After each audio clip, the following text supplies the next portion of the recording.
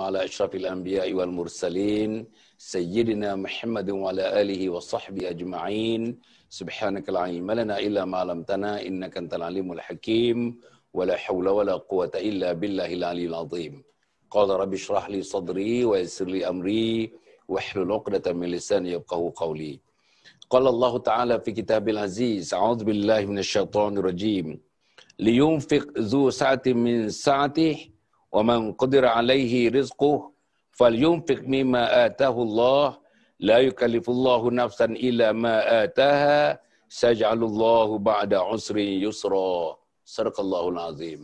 Ayat dipetik daripada surah At-Tahrim ayat yang surah At-Talaq surah At-Talaq ayat yang ke-7. Lebih kurang maknanya hendaklah orang yang mampu memberi nafkah menurut kemampuannya, dan siapa yang sempitkan rezekinya makalah hendak ia memberi nafkah dari apa yang diberikan Allah kepadanya. Allah tidak memberatkan seseorang melainkan sekadar kemampuan yang diberikan Allah kepadanya. Orang-orang yang dalam kesempitan, orang-orang yang dalam kesempitan hendaklah ingat bahawa Allah akan memberikan kesenangan sesudah berlakunya kesusahan yang mereka alami. Para penonton yang hormati sekalian, malam ini kita bincangkan ada kaitan langsung dengan ayat dalam surah At-Talaq ayat yang ke-7 yang saya sebutkan tadi. Malam ini kita membincangkan tuan-tuan satu tajuk yang saya fikir berlaku di kebanyakan pasangan. Pasangan, terutama pasangan-pasangan yang bekerja, sama ada bekerja, suami isteri bekerja ataupun salah seorang daripadanya berkerjaya. Tapi tidak macam yang dulu-dulu tuan-tuan. Yang dulu-dulu tu tidak timbul. Yang bekerja di ladang, yang bekerja di sawah padi, yang bekerja menangkap ikan dan sebagainya, isteri tinggal di rumah, itu tak timbul persoalan. Jarang timbul. Tapi ada, tapi tidaklah timbul sekarang ini. Sebab tuan-tuan dan puan, cabaran-cabaran hidup makin hari makin getir, makin getir. Terutamanya cabaran yang berkaitan dengan financial, cabaran berkaitan dengan keuangan, pengurusan keuangan, pentadbiran keuangan. Dalam keadaan COVID-19 ni misalnya tuan-tuan dan puan, ramai yang diberikan kerja, ramai kilang-kilang yang ditutup, ramai perusahaan usahawan yang berkaitan dengan pelancongan tertutup, ada hotel-hotel 3-5 bintang di Kuala Lumpur pun terpaksa ditutup dan sebagainya. Sudah tentulah tuan-tuan dan puan, ramai yang diberikan kerja dan ada kaitan juga dengan pendapatan, ada pendapatan atau tidak ada pendapatan. Dan kalau kita lihat di kalangan orang yang bekerja dengan saya pun satu masa dulu tuan-tuan, pagi daripada pukul 8 sampai pukul 5 ada satu kerja, lepas tu pukul 6 sampailah pukul 11, pukul 12 malam ada satu kerja. Apalagi sekarang tuan-tuan ada Panda, sekarang ni ada Grab, berbagai-bagai lagi tuan-tuan dan puan, delivery, sistem delivery yang nampaknya memberikan ruang dan peluang kepada mereka yang nak pergi kepada pekerjaan yang kedua tuan-tuan dan puan. Jadi apapun oleh kerana keadaan yang sedemikianlah, maka benda ni tuan-tuan is a bit tight. It gets to everybody. Everybody is getting tight. Maknanya sebab itu tuan-tuan dan puan, yang kita nak bincang malam ni tajuknya suami isteri terlalu berkira. Suami isteri terlalu berkira. Tuan-tuan dan puan, insya-Allah kita akan lihat berkira ni dari sudut beberapa sudut. Saya tengoklah agaknya saya akan kebukakan perbincangan, membawa perbincangan kepada terlalu berkira ini sama ada dia positif, sama ada negatif. Selalu berkira ini sama ada dia betul-betul berkira ataupun boros yang lawan kepada berkira dan sebagainya. Agaknya dalam bahasa Inggeris ni kalau berkira ni agaknya apa nak dikatakan, terlalu berkira, terlalu apapun tuan-tuan, apapun yang nak dikeluarkan tu, sambil the last sense tu pun dikirakan tuan-tuan. Inilah yang menyebabkan kadang-kadang timbul masalah-masalah antara suami isteri yang melibatkan tuan-tuan kesejahteraan keluarga itu pun terjejas. Jadi tuan-tuan ada 3 pembahas pada malam ini tuan-tuan dan puan. Yang pertama Al-Fadhil Ustaz Muhammad Fahmi Muhammad Amin Al-Azhari. Sudah tentulah tuan-tuan dan puan, saya rasalah Ustaz Muhammad Fahmi ini mungkin pernah pergi ke Mesir, mungkin belajar di Azhar dan sebagainya. Betul Ustaz ya? Ya, betul. Alhamdulillah. Bila Ustaz balik daripada Azhar tu? Saya balik tahun 2009 tu. 2009. Oh, masuk lama juga dah, boleh tahan jugalah. 10 tahun lepas. 11 tahun dah, kira-kira begitulah ya. Yang kedua tuan-tuan dan puan ialah Cikgu Suzy kita. Cikgu Suzy tuan-tuan dan puan, agak ini muncul kali yang kelima kot. Cikgu Suzi. Ya, Yang Ustaz, yang insya-Allah. 5. Daripada awal-awal dulu, tuan-tuan, daripada awal-awal dulu saya tidak mempunyai ahli panel, tetapi saya menggunakan tuan-tuan dan puan orang-orang yang kita pakaikan top fan kita. Orang-orang yang Allah mengikut Akbar. daripada awal-awal. Kita bersiaran 13 bulan Mac, tuan-tuan. Tuan-tuan bayangkan. Dah masuk bulan yang ke-7 sekarang ni, tuan-tuan dan puan. Antara orang yang paling awal, yang istiqamah, yang bersih bersama dengan kita, tuan-tuan. Orang itulah Cikgu Suzi. Cikgu Suzi ni satu kelebihannya saya mesti sebut, tuan-tuan dan puan. Malam ni mungkin tidaklah pasal dia menjadi ahli panel. Kalau dia tidak menjadi ahli panel, dialah orang yang buatkan ringkasan tentang apa yang dibincang, apa yang diputus, apa yang boleh dibawa balik, apa tips-tips yang ada daripada awal hingga akhir, tuan-tuan dan puan. Habis saja program, dia punya summary itu pun dapat disebarkan, tuan-tuan dan puan. InsyaAllah. Kemudian kita ada tuan-tuan dan puan, insya-Allah Ritz pernah bersama dengan saya, tuan-tuan. Ini saya punya alumni summer camp saya, tuan-tuan. Mungkin 25 tahun yang lalu agaknya, tuan-tuan dan puan. Masya-Allah. Lama di United Kingdom, 20 tahun di United Kingdom, tuan-tuan. Tuan-tuan kalau dengar dia cakap orang putih, tuan-tuan dan puan, ingat-ingat kalau tak tengok mukanya memang Mak Saleh lah. John, Michael yang mana, John yang mana, tuan-tuan. Orang bercakap dekat sini, dia bercakap kat hidung, tuan-tuan dan puan. Ini bezanya. Jadi alhamdulillah, tuan-tuan, malam ni saya nak minta Al-Fadhil Ustaz Muhammad Fahmi Muhammad Amin Al-Azhari agar dapat memberikan sedikit dalam masa 4-5 minit begitu mukadimah. Apa yang elok dimukadimahkan kalau tajuk perbincangan kita suami isteri terlalu berkira? Sila Ustaz. Bismillahirrahmanirrahim. Alhamdulillah, salatu wassalamu ala sayyidina Rasulillah wa ala alihi wa sahbihi wa man walah, amma ba'd. Terima kasih diucapkan kepada Al-Fadhil Datuk Dr.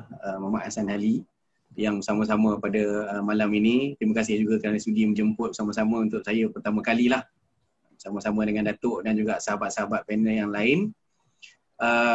Saya ingat tajuk ni tajuk yang sangat menarik lah untuk kita bincangkan. Jadi sebelum kita pergi pada suami isteri berkira tu, bila mungkin elok kita flashback ke belakang sikit tentang bagaimana setiap orang daripada kita yang membina rumah tangga tu, dia inginkan kepada suatu yang namanya kebahagiaan. Jadi matlamat daripada awal kita bina rumah tangga tu adalah untuk mencapai satu benda yang apa yang disebut sebagai kebahagiaan lah.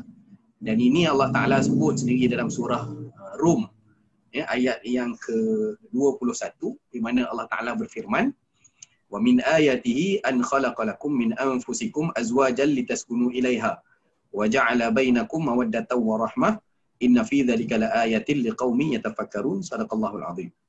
Antara tanda-tanda yang membuktikan kekuasaan, kebesaran dan rahmat Allah Ta'ala, bahawa Allah Ta'ala ciptakan untuk kamu, wahai kaum lelaki, isteri-isteri daripada jenis kamu sendiri. Maknanya kita manusia kahwin manusia lah. Jadi tujuan dia adalah untuk apa? Supaya kamu litaskunu ilaiha, bersenang hati dengannya. Dan juga hidup mesra di kalangan suami dan isteri tadi. Dan dijadikan di antara kamu itu perasaan kasih sayang, mawaddah, warahmah, belas kasihan. Jadi kalau kita sebelum kita bincang tajuk kita ni, kita mesti flashback balik matlamat perkahwinan tadi tu. Walau apa pun konflik yang datang, yang kita perbincangkan, asas daripada matlamat penubuhan ataupun pembentukan rumah tangga itu sendiri adalah untuk saling berkasih sayang. Jadi kalau konflik yang berlaku menyebabkan hilang matlamat utama tu, saya ingat agak sukar untuk dibincang dengan lebih lanjut lah. Maksudnya kalau perbincangan itu masih lagi berkisar sekitar ada selfishness dalam kalau dalam bahasa Arab dia panggil ananiyah kan. Ana tu ana, maknanya kita terlupa hak-hak yang patut kita berikan kepada pasangan kita. Dalam masa yang sama kita hanya menuntut saja. Jadi mungkin apabila keadaan yang macam itu berlaku, maka dia jadi titik tolak kepada berlakunya hak tadilah. Mungkin terlebih kira, mungkin kira tu perlu. Tapi apakah perlu untuk berkira-kira ataupun terlebih kira, ataupun masing-masing pun hanya menuntut hak sahaja, tidak tengok bagaimana hak yang sepatutnya satu pasangan tadi tu beri kepada pasangan. Jadi Allah Ta'ala sebut dalam ayat ni, sesungguhnya yang demikian itu mengandungi keterangan yang menimbulkan kesedaran bagi orang yang berfikir. Jadi Allah Ta'ala bagi kita pasangan. Yang pertama sekali kita patut syukurlah. Kita patut syukur sebab ada jodoh. Kan orang lain maknanya tak ada tempat lah nak buat bergaduh. Kalau nak berkira pun mungkin dia berkira dengan orang lain lah, dengan kawan-kawan dia. Ya kan? Tapi sifat ni mungkin juga dibawa lah tu daripada bujang. Jadi bujang mungkin keadaan dia begitu, tapi dia dibawa sampai dia dah berkahwin, dibawa kepada anak isteri dia. Mungkin boleh jadi begitu. Sebab kita sendiri pun pernah ada pengalaman-pengalaman kan. Kita duduk dengan orang kawan satu rumah, walaupun satu rumah 3 orang 4 orang, tapi papan telur masing-masing tu. Telur sepapan simpan dalam loker kan. Jadi macam kita sepatutnya masing-masing tu telur sepapan tu tempatnya di dapur. Tapi kita dapati papan telur tu ada dalam loker kan. Jadi itu kita mungkin boleh dapati berkira tadi tu daripada bujang lagi, bawa ke dah berkahwin pun ya, sampai macam itulah keadaan dengan anak isteri. Jadi mungkin sebagai mukadimah lah pada malam ini, untuk kita soroti apa pun perbincangan kita, yang kita nak sebenarnya adalah kembali semula kepada matlamat pembentukan rumah tangga itu, iaitu kita nak hidup mawaddah warahmah. Ya, jadi walaupun dalam kira-kira ya, ada perkara yang pastinya kita perlu tolak ansur ya, ataupun saling cuba memahami ya, di antara satu sama lain untuk memastikan rumah tangga kita tadi tu berada dalam keadaan mawaddah warahmah. Mungkin itulah satu untuk Alhamdulillah. Cantiklah tuan-tuan, cantik. Ustaz menekankan tuan-tuan dan puan, saya harap malam ini tuan-tuan kena jelas. Kalau belum ada, kena ada. Kalau belum jelas, kena jelas. Kalau belum dia beritahu, kena dia bagi tahu. Apa dia tuan-tuan? Matlamat mendirikan rumah tangga. Saya tuan-tuan pernah menjadi kaunselor selama 13 tahun begitu. Bila ditanyakan tentang matlamat mendirikan rumah tangga, tuan-tuan, orang-orang kadang-kadang tak boleh jawab apa matlamat. Satu. Yang kedua, matlamat yang diberikan kepada kita tak logik, tuan-tuan. Tak logik matlamat itu. Yang ketiga, kadang-kadang matlamat yang diberikan kepada kita, tuan-tuan. Kalau kita tanya isteri, berbeza-beza. Kita tidak jumpa serentak. Isteri lain matlamat, suami lain matlamat, anak lain matlamat. Bukan saja phraseology, bukannya perkataannya lain. Tapi tuan-tuan ada divergence. Betul-betul berbeza matlamat. Dan jarang, tuan-tuan, jaranglah matlamat itu dikaitkan dengan surah Ar-Rum ayat 21 tadi. Mawaddata warahmah. Jarang. Jarang dikaitkan matlamat hidup itu untuk mendapatkan redha Allah Subhanahu Wa Taala. Jarang, tuan-tuan. Jadi inilah yang kita nak bincang-bincang sikit pada malam ni. Dan tadi Ustaz ada menyebutkan tentang macam mana tentang berkira-kira ni. Dia kata mungkin penyakit ni datang daripada awal-awal. Daripada kecil kita berkira-kira, kita bujang berkira-kira sampai kahwin pun. Itu yang tuan-tuan papan telur duduk dalam almari tadi, tuan-tuan, almari baju. Bukan almari lauk, almari sayur di dapur, tuan-tuan, tapi di baju kita. Okey, tuan-tuan puan, insya-Allah kita nak pergi kepada Cikgu Suzy. Cikgu ya. Ini observation ya. Ini perubahan dalam budaya, perubahan dalam cara hidup yang sangat signifikan sebenarnya. Bandingkan kita dengan mak dan ayah. Jangan jauh lah. Jangan pergi datuk, jangan pergi tok wan, jangan pergi tok nek. Kita jangan. Mak dengan ayah aja. Mak dengan ayah dan dibandingkan dengan culture, budaya yang kita hidup kita. Kita dengan suami kita, kita dengan isteri kita. Dibandingkan dengan depan, cermin depan kita ialah mak dan ayah. Persoalan berkira-kira ni ya. Saya 8 orang adik-beradik. 8 orang tuan-tuan ya. Allah, tak pernahlah dipersoalkan. Saya tak nampak sikit pun ada perkiraan-perkiraan, ada nak berkira-kira sangat, mempersoalkan sangat, kenapa dia beli itu, kenapa dia beli ini, kenapa mahal sangat. Tak ada tuan-tuan nampak ni. Kita hidup, ialah kita pun tidaklah terlalu miskin dan tidak juga terlalu senang, tuan-tuan. Hidup nak katakan golongan menengah pun tidak, di bawah golongan menengah lagi. Tapi alhamdulillah tuan-tuan ya. Saya tengok, saya rasa seronok sungguh Masa saya alam kanak-kanak tuan-tuan, lepas tu saya pergi sekolah asrama penuh kan Punya seronok dengan adik-beradik tuan-tuan. Mak dah bagi seorang satu pinggan, dan lauk dah dipotong-potong tuan-tuan puan, bukan seorang sekor dapat tuan-tuan. Kecil pun potong 2, potong 3, potong 2, potong 3. Kadang-kadang tangan tu ambil pula abang punya, ambil kakak punya. Yang selalu jadi mangsa adik perempuan lah tuan-tuan, ambil adik perempuan punya. Jadi tuan-tuan dan puan, apa yang saya nak sebut ialah tentang budaya itu. Budaya tidak berkira terbayang dalam kehidupan mak dan ayah kita. Dan tidak berkira je itu tuan-tuan, subur nampaknya. Mawaddatun warahmah di kalangan anak-anak yang saya nikmati tuan-tuan dan puan. Dan juga, tetapi bila kita pergi kepada budaya kita, 30 tahun, 40 tahun generasi berikutnya, berbeza sangatlah tuan-tuan. Berbeza sangat. Berapa harga tadi? Berapa harga beli tu? Kenapa mahal sangat? Itu persoalan, itu pertanyaan dia. Sila Cikgu Suzy. Ya, Assalamualaikum semua. Bismillah, masya-Allah, la haula wala quwwata illa. Ya, saya rasa ini memang topik yang paling indah sebab ramai kawan saya WhatsApp saya tentang topik ni, Datuk. Yeah. Sebab betul Datuk dia kata, tak dibandingkan zaman mak ayah kita. Mak ayah kita walaupun seorang bekerja, dia boleh cukup. Kira kecukupan tu, keberkatan tu macam cukup. Tapi zaman sekarang mungkin faktor kos hidup, lagi faktor ada yang setengah kemahuan, ada yang nak berjenama ikut kemahuan daripada keperluan.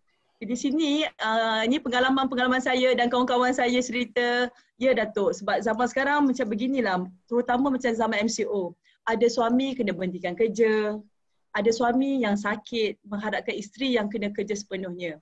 So bila isteri bekerja, mengambil tanggungjawab keluarga tersebut, kadang-kadang isteri tu ada meluahkan juga berkata begini, kalau dah ambil tanggungjawab, why not si suami pandailah ambil hati. Jangan ambil kesempatan kepada isteri. Memang kita nak bahagia, nak tenang kan, tetapi suami pun ada satu peranan, iaitu kadang-kadang kita tahu nafkah tu untuk isteri, itu adalah kewajipan dan ahli keluarga. Dan kita nampak ada suami ni, bila latar belakang kata Datuk, pembudayaan latar belakang keluarga, didikan daripada ahli keluarga, terbawa-bawa ke keluarga sendiri. Kenapa? Mungkin mereka dah dibiasakan dengan budaya berkira-kira, dengan kawan-kawan tidak berkira, tetapi dengan keluarga ni Allahu Akbar. Berkira dengan isteri, berkira dengan anak, tetapi dengan kawan-kawan ni dia tak berkira-kira. Kadang-kadang mereka terbawa-bawa, kata Ustaz Fahmi tadi, budaya daripada zaman bujang dia terbawa-bawa. Ia bukan senang untuk kita nak ubah budaya tersebut. Tapi ia kena berbalik kepada hati tu, Datuk. Kita kena cara sebab nak mengingatkan, sebab biasalah kan budaya keluarga, macam kalau keluarga kita budaya macam tidak berkira, berkongsi, tak kisah, dia akan terbiasa dekat situasi yang persekitaran yang baru. Tapi kalau budaya tu terlalu berkira-kira, dia memberi impact, memberi impact kepada keluarga yang dibina tersebut, Ustaz. So di sinilah saya dapat feedback dari kawan-kawan saya, bukan mereka kata tak boleh. Kadang-kadang isteri ni membantu si suami untuk meringankan kos sara hidup yang sekarang kita ada anak. Zaman dulu anak 8 orang, pampers tak pakai lamping kan Datuk kan? Boleh basuh, boleh ni, tetapi zaman sekarang nak pakai pampers, nak pakai susu. Dekat sini lah saya rasa kena balik-baliklah kepada landasan bab kata Ustaz kan, iaitu kebahagiaan tu apa matlamat asas kita punya tujuan perkahwinan kita. Sama-sama membantu dan janganlah kita mengambil kesempatan untuk berkira-kira. Tetapi apa sedekah yang paling afdal adalah kepada isteri dan ahli keluarga, kerana itu yang terbaik sebenarnya Datuk. Allahuakbar. Alhamdulillah. Itu tuan-tuan, itu dalam hadis sebenarnya. Sedekah yang terbaik bukan kepada gelanggang-gelanggang di luar daripada rumah kita. Sedekah yang terbaik, yang afdal, yang wajib pun, yang fardu pun adalah dalam lingkungan keluarga sendiri, terutama isteri kita, anak kita, mak kita, ayah kita. Itulah tuan-tuan dan puan. Jadi kalau kita ikut tadi Cikgu Suzy, kita akan ulas berikutnya tu soal hati. Apa pun dia kata bergantung kepada soal hati.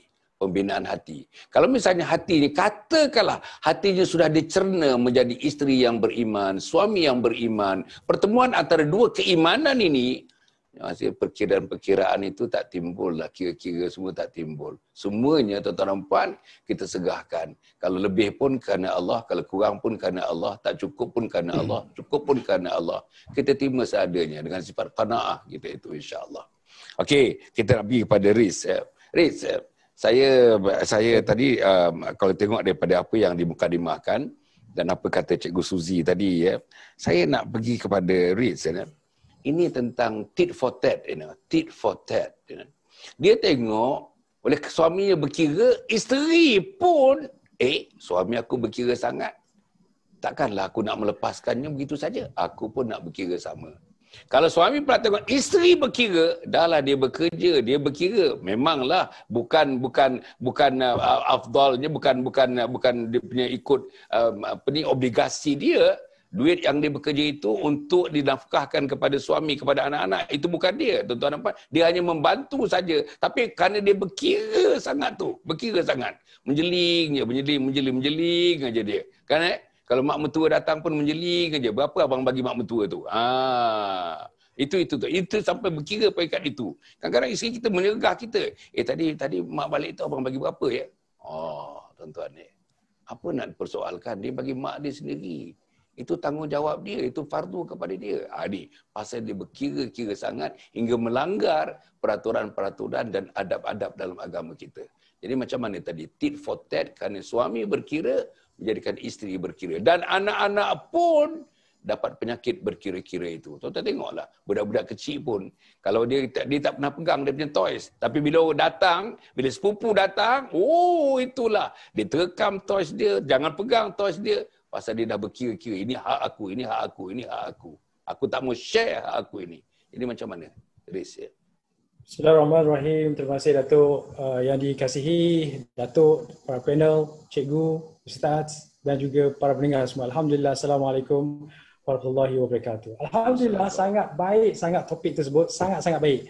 Terima kasih kepada ustaz, terima kasih kepada cikgu yang banyak menghuraikan akan kita panggil berkira-kira ni. Tapi sebelum tu Datuk Riz nak memberikan sedikit gambaran dari segi perspektif bahasa Inggeris. Kita panggil kalkulatif Datuk, kalkulatif. Bantuan kalkulatif. Tapi bagi Riz, unreliable. Maksud unreliable ni kita tak dapat nak mengharap pada mereka yang bertanggungjawab. Kerana berkira-kira sangat. Bila balik pada apa soalan Datuk tadi tu, sebenarnya Datuk berbalik kepada yang seperti cikgu kata tadi itulah. Dan juga seperti ustaz kata tadi, balik kepada pertama Datuk, hati kita. Itu dia. Kedua adalah ilmu agama kita tadi. Jadi kalau kita ada ilmu agama, tapi hati kita tu tetap kotor, hati kita ada penyakit kita panggil. Bagi saya lah Datuk ya, tuan-tuan dan puan-puan dan juga ahli panel ya. Pendapat Riz berkira-kira satu penyakit. Jadi penyakit ni penyakit kita panggil kanser. Apa yang berlaku sebenarnya kalau kita lihat seperti yang ustaz kata tadi, kita lihat di belakang, kita lihat perkara yang permulaan tadi, kenapa berlaku. Akibat daripada datuk atau nenek mereka dahulu. Jadi bila datuk dan nenek ni berkira-kira, jadi ikuti oleh ayahnya. Bila ayahnya berkahwin dah diikuti oleh anaknya. Jadi perkara tu dia berkesinambungan. Jadi kalau penyakit tidak dapat kita berikan ubat atau vaksin yang bersesuaian, maka ianya akan berterusan. Itu yang bila katakan bagi mak 600, isteri hanya dapat 300, isteri dah berkata-kata dah Datuk, Allah apa ni bang kan, bagi yang mak 600, saya kadang bonus tu Datuk, bonus bukan gaji, bonus tu kadang dapat 5,000, 10,000 sepenuhnya pada mak. Bagi tahu yang abang bagi bonus semuanya pada mak ya. Tapi apa perasaan isteri, Allahu Akbar. Jadi sekurang-kurangnya benar betul satu kewajipan pada suami untuk ibunya. Tapi bila kita dah bersama dengan, jadi kita bersifat adil. Tapi bukan sifat adil dari segi duit tadi tu Datuk, perasaan tadi tu. Jadi mereka ada perasaan. Jadi sebab perasaan itulah yang menyebabkan duka cita berungkit-ungkit. Tahan, simpan, pendam, tahan. Jadi macam empangan lah Datuk ya. Bila kita dah tutup umpangan tu tanpa keluarkan, lama-kelamaan dia akan crack di situ. Bila crack itu yang itu yang pergaduhan dan sebagainya. Jadi bila kita balik kepada hati tadi tu, kenapa perkara itu berlaku? Sebab hati tadi tu duka cita tak berapa nak bersih. Memang ada sifat tak berapa nak baik lah, maksudnya sifat iri hati, sifat jealousy dalam bahasa Inggerisnya, sifat yang tak boleh melebihi. Sini semua saya punya. Kebanyakannya lah Datuk minta maaf cakap, mungkin dari segi kajian anak bongsu ni kebanyakannya yang lebih kepada, minta maaf lah kalau terguris kebanyakannya, tapi penonton tidaklah, mungkin anak bongsu di tempat lain. Jadi itu yang kadang-kadang yang misalnya beralah ni abang, kakak yang nombor satu selalu beralah. Jadi kadang sebabkan peristiwa nostalgia atau pengalaman waktu kecil, maka peluang tu digunakan bila dah berkahwin. So bila berkahwin yang pernah dibuli ni atau pernah ada perasaan begitu akan menggunakan kuasanya tu untuk kenakan semula. Mungkin waktu di asrama seperti yang Ustaz kata, kadang tu satu papan, kita boleh kunci tu sekali Datuk. Dia boleh kunci dia punya locker dia. Ataupun locker tu. Dia kunci. Dia memang tak benarkan bila nak masak baru keluar. Ada telur, ada Maggi. Jadi sampai begitu sekali. Kerana balik pada hati tadi tu. Kalau kita lihat memang semua orang faham hati baik, segalanya baik. Kata Rasulullah, dalam hati, kalau baik hati, perbuatan pun baik. Jadi itulah yang penting dalam kehidupan kita. Hati itu bersih untuk kita menghindarkan sifat yang kita panggil makan hati inilah. Kan kita akan terasa. Jadi kalau hati kita bersih, tak apalah bang, abang bagilah 1 juta pun, saya tetap sayang abang. InsyaAllah rezeki itu ada. Mungkin rezeki saya bukan duit, mungkin rezeki saya mungkin kasih sayang abang. Macam tu begitu. Sebab hatinya bersih lah tu. Jadi dia tak pergi kira. Dan begitu juga pada yang si suami. Jadi kita panggil vibe besar lah dalam bahasa Inggeris itu. Dan sebaliknya, kalau isinya tu ialah sebagai contoh, bila mak ayah datang masak sedap-sedap tu, sedap betul. Kadang masakan yang tak pernah buat, dia buat. Tapi di rumah bersama dengan anak, kadang masak biasa-biasa je, telur lah, dengan kicap lah. Jadi Allah. Tapi kalau suami yang alhamdulillah, walaupun masak telur, tiba-tiba bila mak datang, tiba-tiba special, tak ada permasalahan, tak ada terguris, tak ada terasa sebab hati itu bersih. Jadi hati itu penting. Dan yang kedua Datuk, yang seperti yang kita tahu surah Ar-Rum ayat 21, yang terakhir mawaddah warahmah. Jadi keagamaan itu penting. Kita tahu akan rahmat, kita tahu akan keberkatan, kita tahu akan perlindungan daripada Allah, yang mana rezeki itu ada. Tak payah, jangan risau, walaupun kita dapat 100, kita belanjalah 100 tu, insya-Allah rezeki itu ada. Jadi keagamaan, keyakinan pada Allah tu jelas, dan juga kerapatan tu, rapat. Kita rapat betul dengan Allah, rapat sangat. Kalau susah, rujuk Allah. Susah, macam contohnya lah, kadang suami kan balik dengan tak basuh pinggan ataupun dengan tak membantu dengan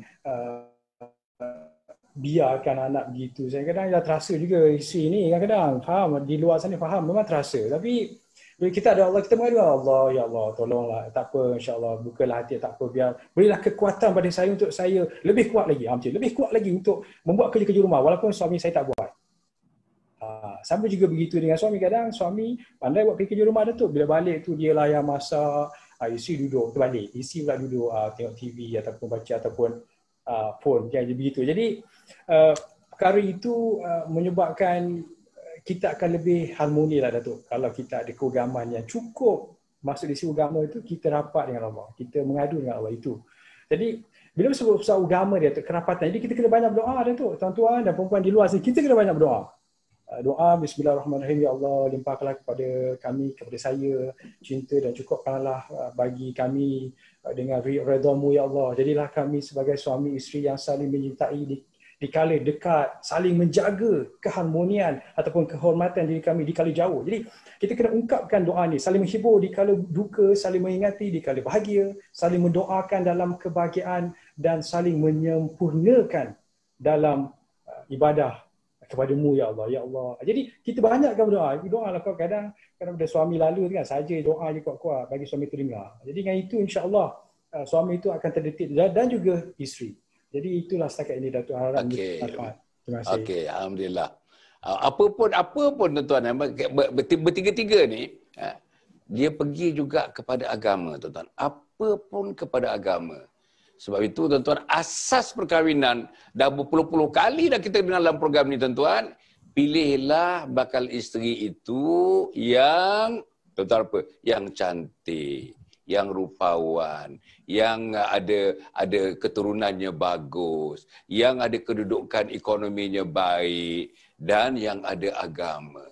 Lupakan yang ketiga itu, pilihlah yang ada agama.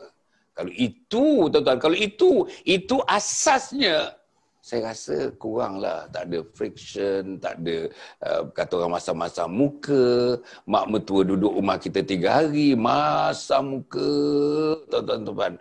Orang tua-tua ni, umur 50, 60, 70 ni tuan-tuan, dia tengok kita punya senyum pun dia dah tahu dah berapa persen senyum tu daripada hati. Dia dah tahu dah tuan-tuan.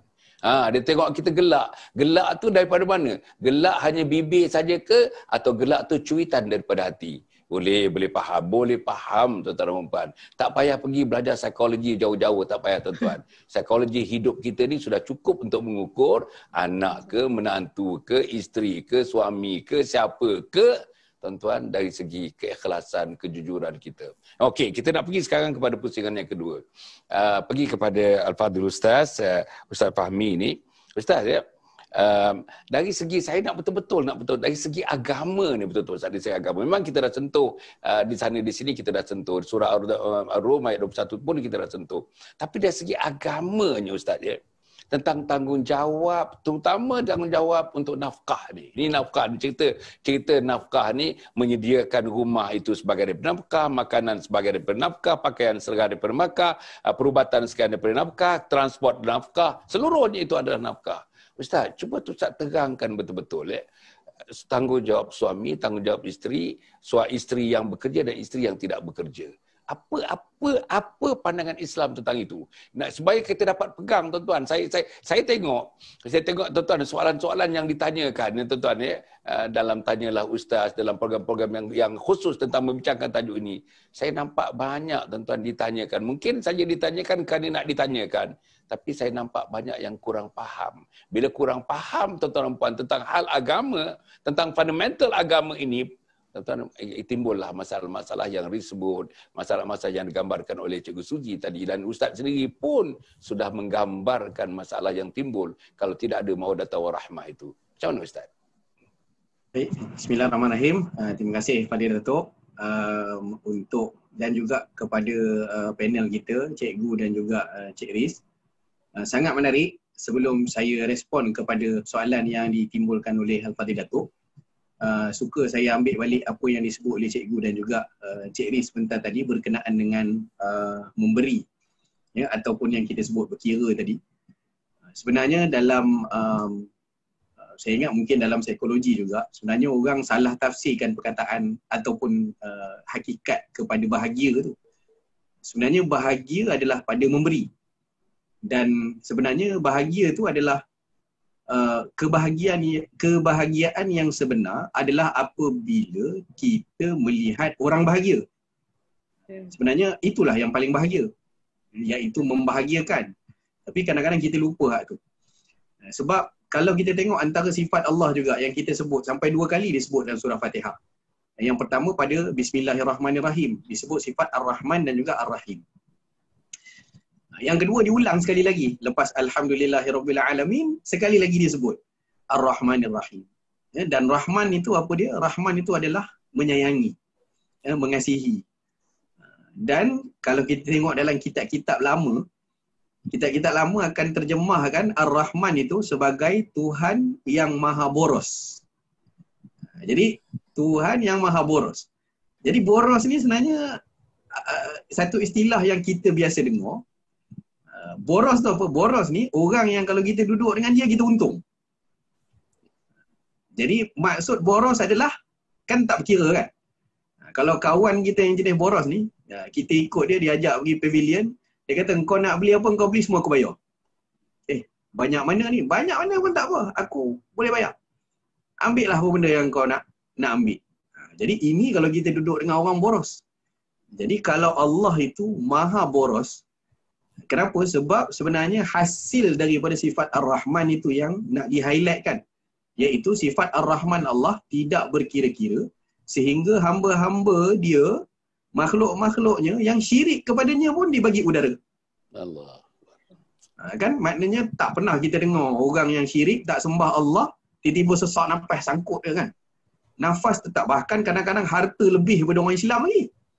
Mereka jauh lebih kaya daripada orang Islam. Maknanya di situ Allah ni Maha memberi. Jadi kebahagiaan sebenarnya pada hamba sesama kita adalah apabila kita melihat hamba-hamba Allah bahagia. Jadi hak itu yang kita kena letak dalam pasangan kita. Kadang-kadang kita nak bahagia. Jadi jadinya berkira tadi mungkin kita boleh ambil 3 sudut lah. Yang pertama adalah mungkin kerjanya, jadi berkira. Yang kedua mungkin harta lah, duit. Yang orang duk kira-kira tu duit. Dan yang ketiga adalah masa, mungkin masa. Dan tadi pun cikgu ada sebut kan, oh dengan isteri dia punya dia berkira, dengan kawan dia tak kisah. Jadi dekat situ dia ada libat pula dengan hawa nafsu dia tadi. Maksudnya ke mana dia nak berikan. Keyword dia mestilah dalam dia membahagiakan atau dia berikan. Jadi kalau dia nak bagi masa, dia bagi masa kepada kawan dia tak berkira. Tapi dia bagi masa pada keluarga dia berkira. Dia bagi masa pada kerja mungkin berkira. Oh kalau bab urus anak, larilah. Kan? Isteri lah yang pening, basuh berak anak. Hak suami, time itu dia buat-buat tidur, time tu gitulah. Dalam spend harta macam tu juga. Bila apa namanya, isteri minta sikit lah, bang kulit saya ni kusam-kusam dah, nak beli serum sikit lah. Berapa? 100. Mahal. 100 ringgit mahal. Tiba-tiba suami bawa balik kereta, sport rim 9,000.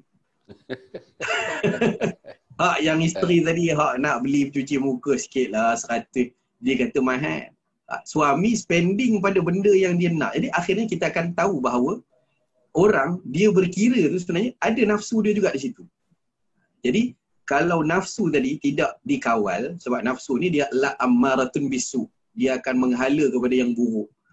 Jadi kita tahu dalam agama kita, luqmah kata Nabi, satu suap yang kamu suapkan nafkah kepada isteri, kepada anak-anak, itu jadi nilai ibadah. Itu fahuwa lahu sadaqah. Jadi pahala sedekah. Nafkah yang diberikan, satu suap yang diberi kepada isteri dan anak-anak. Dan bila Datuk sebut berkenaan dengan nafkah tadi, ramai orang lupa yang itu sebab dia ialah prioriti. Jadi dia tak pandai susun prioriti dia.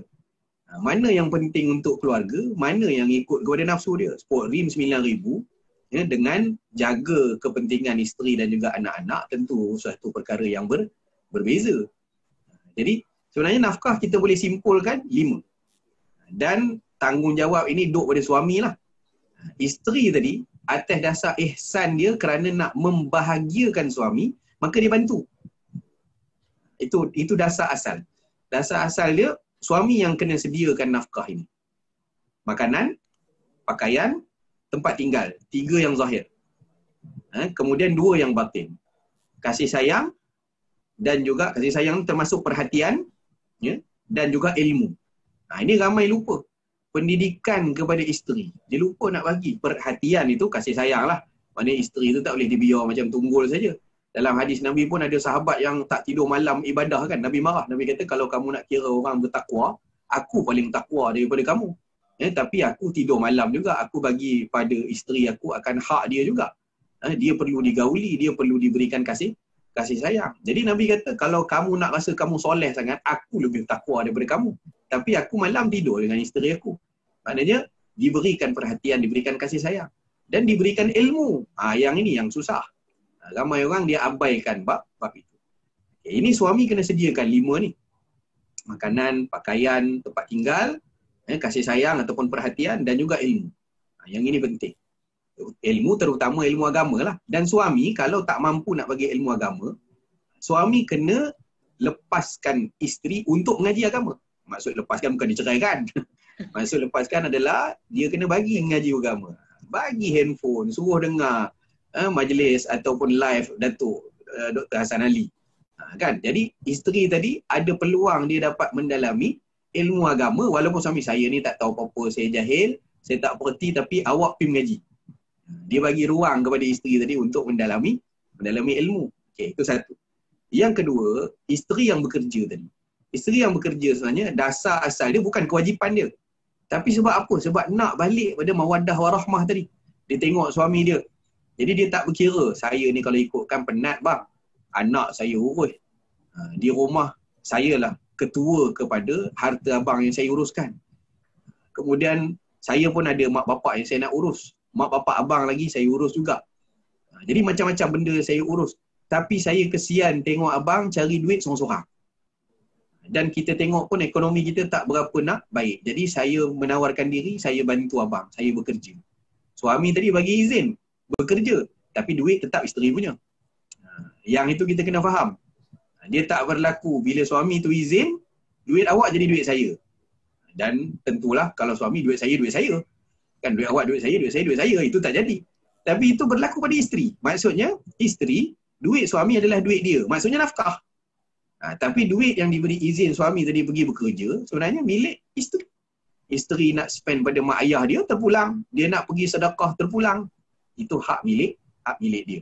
Tapi ihsan bagi isteri tadilah, dia bantu suami dia untuk bekerja. Jadi bila masing-masing faham, dia beri. Abang, saya berikan sedikit tenaga saya, masa saya untuk saya bantu abang ekonomi. Jadi duit kita bertambah. Tapi masa saya berkurang. Kita dalam hidup ni kita tak boleh dapat semua benda. Maksud semua benda tu serentak kan. Ada orang dia nak tenaga, kemudian dia nak masa, kemudian dia nak duit. Dia tak boleh tiga-tiga tu sekali.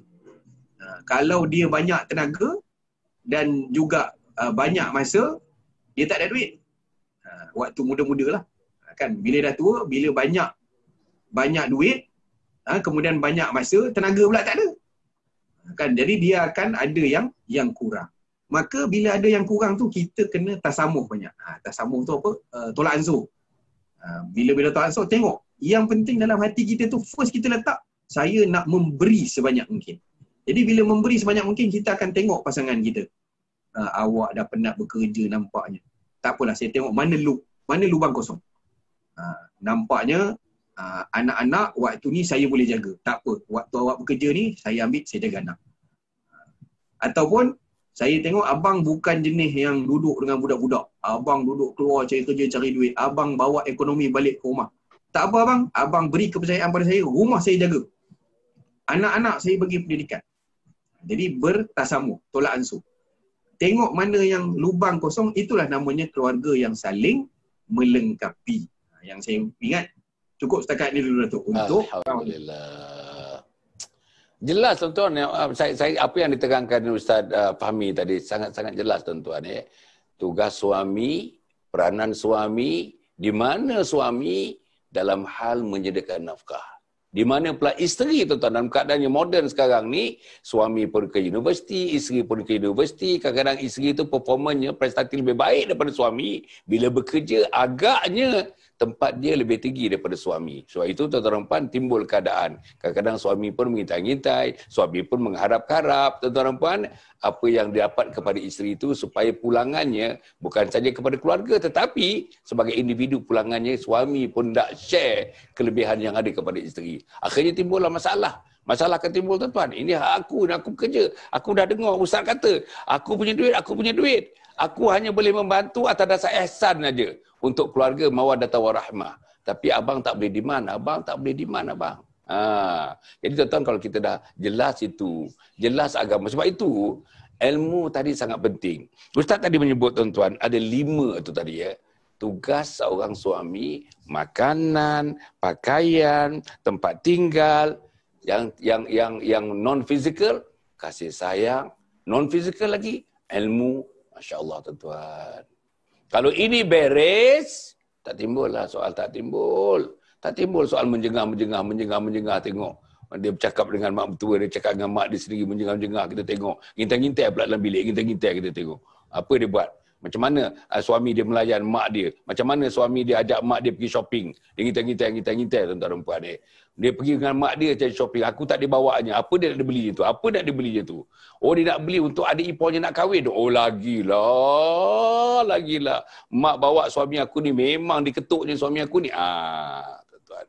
Inilah yang cerita-cerita yang timbul bila agama tidak bersemayam dalam keluarga kita, dalam suami isteri, termasuklah anak-anak kita dan sebagainya. Saya nak pergi kepada cikgu Suzy. Cikgu ya. Tentang berkira-kira ni, tentang berkira-kira ni ada kalanya sampai kepada peringkat kedekut, peringkat lokek dan sebagainya ya. Katakanlah kita ada rumah begitu ya.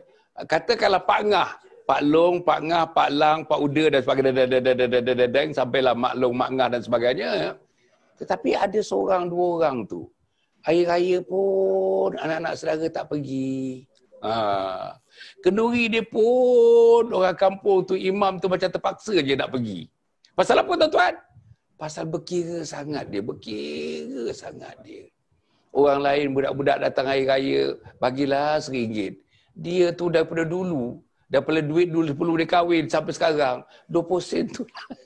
20 sen tu lah tuan-tuan dan puan. Punyalah.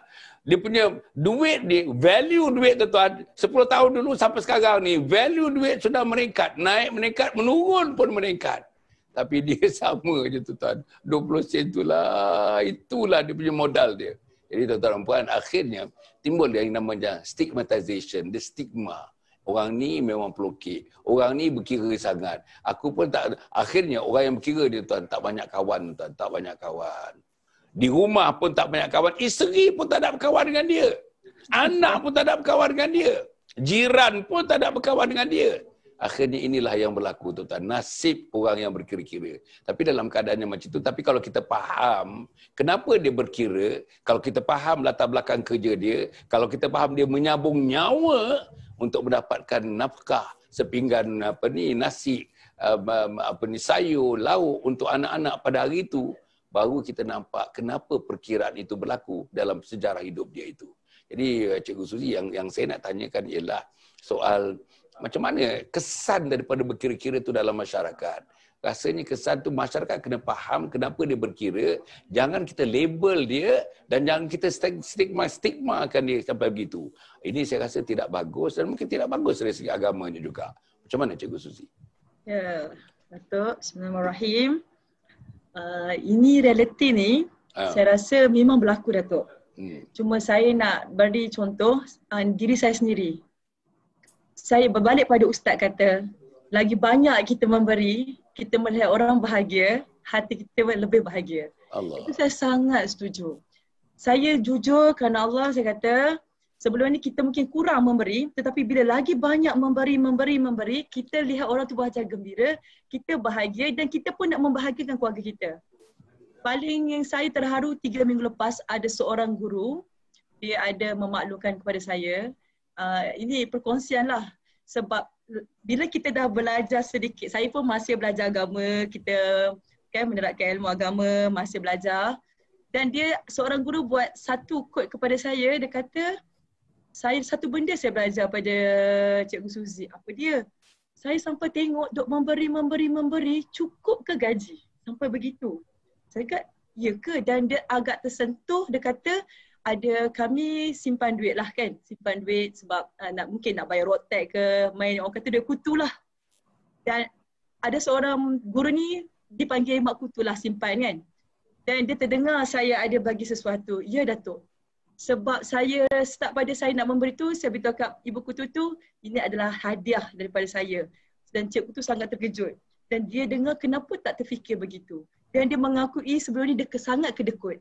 Dia sangat berkira. Tetapi dengan izin Allah, selepas dia buat seperti memberi, lebih banyak memberi, rezeki tidak disangka-sangka datang daripada pelbagai cara. Kerana lagi kita memberi, bahagia tu lagi datang dan kita terutama kat keluarga, rezeki tu Allah bagi macam tak tanpa tak boleh nak kita nak express benda tu. Kepada orang-orang yang kedekut tu mungkin disebabkan faktor keluarga sendiri. Mungkin terlalu kedekut. Contoh, yang ini tak boleh. Yang ni berapa? Kalau ni kongsi. Dan mungkin di situ kita tak boleh salahkan juga sebab itulah faktor keluarga mereka. Tetapi bila dia dah masuk ke keluarga kita, kita sendiri kena perlahan dan membudayakannya. Dan bila mereka nampak benda tu, macam seronoknya hidup. Saya kata bukan seronoknya hidup. Cuba kita memberi. Macam Ustaz Ibik Liu, apa yang terkesan dalam hidup saya, kisah Ustaz Ibik Liu langgar kereta. Aksiden kereta seseorang dan Ibik Liu tak cakap, ini kenapa, mengapa? Tapi Ustaz Ibik Liu kata, nak buat macam mana? Allah dah jadikan begini. Tapi apa berlaku di situ? Rezeki Ustaz Abilu bertambah-tambah. Di situ memang memberi kesan dalam hidup saya. Oh begini. So kita tahu Datuk ahli panel benda tu, sedekah tu. Tetapi bila dah kena kat dalam hidup kita, bila dah kita rasai nikmat yang Allah bagi tu, rezeki yang tidak disangka tu, kita lagi nak, oh kalau bagi sikit, mungkin kita tak boleh harap ganjaran begitu. Tetapi Allah membahagiakan kita.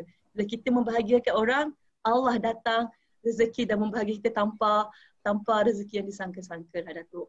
So kepada orang yang kedekut tu, kita kena paksa diri pada awal. Saya akui, ahli panel, Datuk, sebelum kita nak memberi banyak ni, kita memang kena paksa diri dalam hati ni. Kena paksa dan istiqamah. Pada asalnya masa nak memberi, ya Allah, ya Tuhanku, alamak nanti duit habislah, kurang. Memang stigma tu memang ada dalam minda setiap orang. Tetapi apabila kita dah mula memberi dan kita bersifat husnuzon. Saya memula perkataan husnuzon, tanam dalam hati bersangka baik. Memang bila kita husnuzon, lama-lama dia macam Allah, sweetnya Allah, baiknya Allah, ya Allah, begitu. Ya, walaupun pelbagai cabaran tu datang, memang dugaan tu mesti ada. Tetapi kita yang kena paksa diri, hati kita istiqamah dan ingat dalam surah Ar-Ra'd kata apa? Kalau kita nak fikir masalah sangat, memang kita akan serabut. Surah Ar-Ra'd kata apa Ustaz? Dengan mengingati Allah, hati kita akan tenang. Wallahu a'lam. Allah, Masya Allah, Masya Allah. Tuan-tuan, sehingga orang bertanya, cukupkah gaji tu? Wah, tengok tuan-tuan dan puan. Maknanya, memberi. Ustaz tadi, Ustaz fahami asal-asal, awal-awal dah. Memberi. In reality, ada seorang insan, seorang guru, tuan-tuan Cikgu Suzy ni dia guru kimia tuan-tuan, guru kimia. Guru kimia yang cemerlang, tuan-tuan dan puan, gaji naik tuan-tuan fast track. Ini cikgu fast track tuan-tuan dan puan. Jadi saya nampak kenapa dia fast track, kenapa dia berjaya. Bukan senang nak belajar kimia ni tuan-tuan, ya Allah. Kenapa dia berjaya tuan-tuan dan puan? Saya rasa bila dia memberi, banyak memberi. Dalam hadis mengatakan tuan-tuan, tak pernah ada orang jatuh miskin kerana memberi, tak ada. Apalagi dia memberi kerana Allah Subhanahu Wa Taala. Tak pernah ada jatuh miskin, tak pernah tuan-tuan dan puan. Tak ada dalam sejarah orang yang memberi kerana Allah Subhanahu Wa Taala, orang yang membantu orang yang miskin kerana Allah Subhanahu Wa Taala, orang yang membantu anak yatim kerana Allah Subhanahu Wa Taala, orang yang membantu keluarganya yang afdal dibantu, tak pernahlah jadi miskin, tak pernah tuan-tuan. Melainkan bertambah. 7 tangkai berkembang menjadi 100 berkembang lagi, 700 berkembang lagi tuan-tuan. Masalul ladzina yunfiquna amwalahum fi sabilillah kamathali habbatin anbatat sab'a sanabila fi kulli sumbulatin mi'atu habbah. Masya-Allah tuan-tuan. Inilah magic Allah Subhanahu Wa Taala yang diberikan kepada kita, yang kita orang Islam. Marilah kita gunakan tuan-tuan sepenuhnya dalam hidup kita. Mari kita embrace Islam. Dekatkan diri kepada Islam. Praktikkan Islam. Hidupkan Islam bersama isteri tersayang, suami tercinta. Kalau itu tuan-tuan, persoalan terlalu berkira ni, dia dah jadi very insignificant tuan-tuan. It is a peripheral. Question yang periphery, di tepi-tepi begitu saja tuan-tuan. Tapi kalau kita tidak ada Islam dalam hidup kita, itulah yang ganggu. Pasal bersama dengan kikir ni, bersama dengan berkira ni tuan-tuan, siapa pengipasnya? Pengipasnya siapa tuan-tuan? Syaitan dan iblis lah pengipasnya tuan-tuan. Sebab itu saya nak pergi kepada Riz. Nanti ada sebut juga hati-hati tentang ilmu ni Riz. Ya. Saya tengok selagi kita tidak garap ilmu, selagi tak cari ilmu, selagi kita tak pergi masjid, selagi tak pergi surau, selagi kita tidak berjumpa dengan orang alim, selagi kita tidak duduk dalam majlis-majlis yang ada ulama' di dalamnya, selagi tak berjumpa ustaz, selagi tak berjumpa ustazah, selagi itulah tuan-tuan, tidak akan ada keberkatan. Selagi itulah tuan-tuan, tidak akan sealiran antara suami isteri dengan anak-anak. Sekali itulah tuan-tuan dan puan, tidak ada keberkatan dalam rumah tangga. Selagi itulah tuan-tuan akan rasa tuan-tuan dan puan. Sepatutnya tuan-tuan dan puan sedang menikmati kesejahteraan, kehebatan dalam hidup ni, kasih sayang, tuan-tuan yang diadun dengan kehebatan iman tuan-tuan. Tapi semuanya jadi missing, tidak ada. Sebab kita tidak ada ilmu. Akhirnya kita merayau-rayau, mencari-cari, dalam terang pun mencari-cari, dalam gelap lagi lah mencari-cari. Sebab kita tidak ada ilmu agama. Inilah yang biasa yang berlaku. Kalau misalnya Riz boleh panjangkan sikit tentang ilmu agama. Riz ni tuan-tuan adik-badiknya 3 orang hafaz Quran tuan-tuan. 3 orang hafaz Quran. Ayahnya keturunan Cina tuan-tuan. Ayahnya keturunan Cina. Maknya keturunan daripada Nun, orang Minang tuan-tuan. Orang Minang. Orang Minang hebat tuan-tuan. Dia punya masakan Minang ni hebat. Dia punya apa ni randang Minang ni pun hebat tuan-tuan. Boleh rasa nanti satu hari. Boleh rasa. Saya recommend tuan-tuan. Allahu Akbar. Jadi macam mana Riz tentang hal ilmu ni. Macam mana ayah kata ayah dia tuan-tuan, dia ingat Riz pun nak jadikan hafaz Quran, tetapi ayah dia kata, Riz, you go to United Kingdom. Adik-adik beradik yang hafaz Quran, Riz go to United Kingdom. 20 tahun kat United Kingdom. Jadi macam mana soal ilmu, macam mana ayah kita begitu ayah Riz lah misalnya kan sangat menekankan soal ilmu, terutamanya ilmu agama. Macam mana anak 3 orang hafaz Quran, Ustaz? Sila Riz. Terima kasih Ustaz. Assalamualaikum. Terima kasih Datuk Ali Panel dan juga Pak Pengal. Alhamdulillah. Datuk ya, sebenarnya kalau kita melihat ilmu ni, Riz memandang wisdom. Riz tak pasti wisdom dalam bahasa Malaysia ni tahu apa Datuk. Mungkin Datuk boleh hikmah. Betul, hikmah. Jadi ilmu yang kita pelajari ini adalah hikmah Datuk. Saudara-saudari yang mendengar di luar, dengan adanya ilmu di dada kita, dengan ilmu kekeluargaan, dengan ilmu kewangan, dengan ilmu keibubapaan, dengan ilmu yang berkaitan dengan urusan rumah tangga, yang lebih spesifik, maksud lebih spesifik ini dari segi bagaimana untuk kita uruskan mortgage sebagai contoh, bagaimana kita nak uruskan anak sebagai contoh. Jadi kalau kita ada perkara-perkara yang berkaitan yang mengikut kepada status kita sebagai ibu, sebagai ayah, sebagai anak, maka perkara ini ia dapat membantu ataupun hikmah ini dapat membantu supaya kita tidak melakukan kesilapan. Jadi kalau kita melakukan kesilapan itu yang menyebabkan hidup kita tergelincir. Jadi bagi pendapat Riz Datuk ya, pendengar yang Riz kasihi, carilah ilmu di mana kita berada. Ilmu ni tidaklah berbentuk seperti kita pergi ke sekolah, seperti kita pergi universiti. Ilmu ni bentuk yang berada sekarang kita telah sedang buat. Jangan lupa tuan-tuan, share and like untuk kita sebarkan ilmu ini kepada rakan-rakan kita yang lain. Kerana ilmu yang sangat kita di hujung jari ini memberikan manfaat kepada kita. Seperti yang para pendengar dengar akan 5 perkara. Kita dah tahu dah itu dari segi fiqahnya, dari segi asasnya itu dengan pakaiannya, dengan rumahnya, dengan kewangannya, seperti yang Ustaz kata tadi, dengan apa kita panggil kasih sayang, dan juga yang paling penting adalah balik kepada ilmu tadi. Jadi ilmu itu berbagai-bagai. Bila kita membaca, saya yakin Datuk banyak mengarang buku, 43 buku tuan-tuan. Jadi insya-Allah kita boleh cuba membaca buku-buku Datuk yang berpengalaman dalam bidang kekeluargaan, dan juga buku-buku doktor-doktor ataupun ustaz-ustaz yang di luar sana, maupun dalam bahasa Inggeris ataupun dalam bahasa Arab atau dalam bahasa Malaysia yang memudahkan kita. Jadi bagi pendapat Riz Datuk, mempelajari ataupun belajar ni sangat wajib. Sangat wajib. Bukan sekadar wajib tapi sangat wajib. In fact kalau kita lihat semasa Rasulullah mengenal agama, dia membaca dengan baca. Jadi perkara ini sangat penting untuk kita. Kalau kita lihatlah Datuk, minta maaf cakap, jangan terguris kalau Riz berkongsi. Kalau lihat masyarakat di barat terutamanya, mereka suka membaca. Sangat suka membaca. Kalau boleh satu, kerana mereka berlumba-lumba membaca. Kalau rakan-rakan, Riz, dia baca apa? Saya baca ni, saya dah baca 2 buah buku dah. Jadi mereka berlumba-lumba. Tapi sekarang masyarakat bukan di Malaysia tapi di Southeast Asia ni mereka jarang membaca. Duka cita mereka banyak kepada berhibur dan banyak kepada perkara-perkara yang tidak melibatkan buka buku ataupun sekarang ni e-books, baca.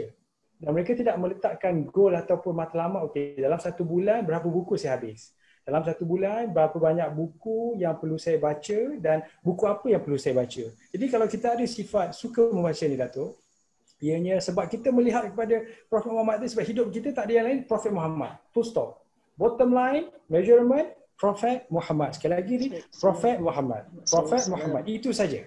Jadi kita harus melihat sebagai contoh Rasulullah tadi yang suka dan cinta akan ilmu. Jadi cinta akan ilmu tu bukan sekadar pergi ke sekolah, bukan sekadar pergi ke universiti, tapi membaca buku. Dan mungkin kita pun kena faham Al-Quran juga ilmu. Jadi kalau kita baca Al-Quran, kita juga mempelajari. Cuma kadang duka cita kita tak faham. Tapi insya-Allah hikmahnya akan ada.